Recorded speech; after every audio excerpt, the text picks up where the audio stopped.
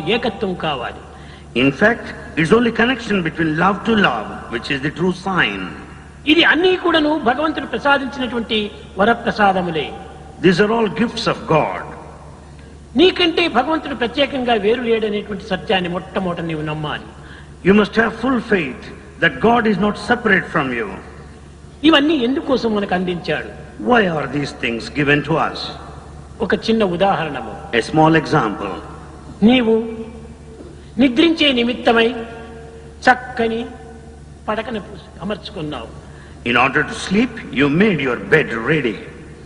Ceiling fan బాగా తిరుగుతూ ఉంటుండాలి. The ceiling fan is revolving at a high air speed. Condition చక్కగా పనిచేస్తుండాలి. The air conditioner is working in perfect Dunlop order. Bed Dunlop pillow కూడా చక్కగా అన్ని విధాలు అనుకూలంగా ఉన్నాయి. The Dunlop bed and Dunlop pillow are very convenient. కానీ నిద్ర మాత్రం లేదు. Yet you don't sleep. నిద్రను కల్పించినటువంటి ఈ ఫ్యాను మనకెందుకు? నిద్రను కల్పించినటువంటి ఈ ఎయిర్ కండిషన్ మనకెందుకు? నిద్రను కల్పించినటువంటి ఈ బెడ్ను మనకెందుకు? నిద్రను కల్పించినటువంటి ఈ దిండు మనకెందుకు? When you cannot sleep, what for is the fan? What for is the air conditioner? What for is this Dunlop bed and pillow? అదే విధంగానే జగత్తులో సమస్త పదార్థములు కూడాను దైవ ప్రేమను అనుభవించే నిమిత్తమే నీకు అందించినటువంటి వాడు. All the material in this world is given to instill the principle of love in mankind. నీ మతి, నీ స్థితి, నీ గతి, నీ సంపత్తి.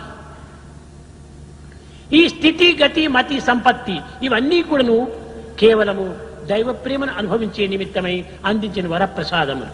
Mati the mind, the sthiti the position, gati the destiny, the sampati the wealth is only to know thyself.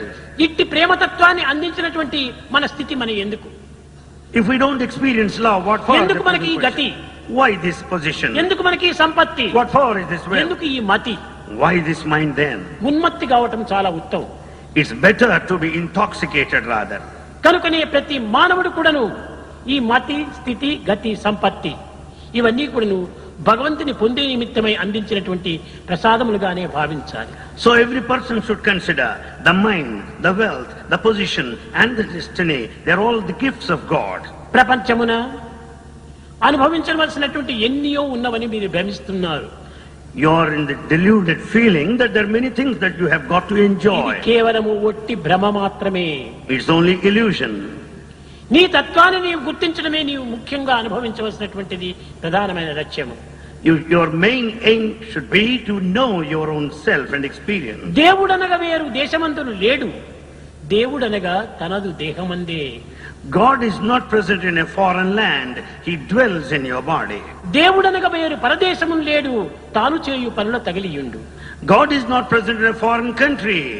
All the consequences are attached to your ప్రతి own పని action. ఎందుకును ఈ ప్రతిధ్వని కానీ, ప్రతి బింబము కానీ, ప్రతి యాక్షన్ కానీ దైవం యొక్క సంకల్పాలే. The reaction, reflection, and sound are they depend on the will of God.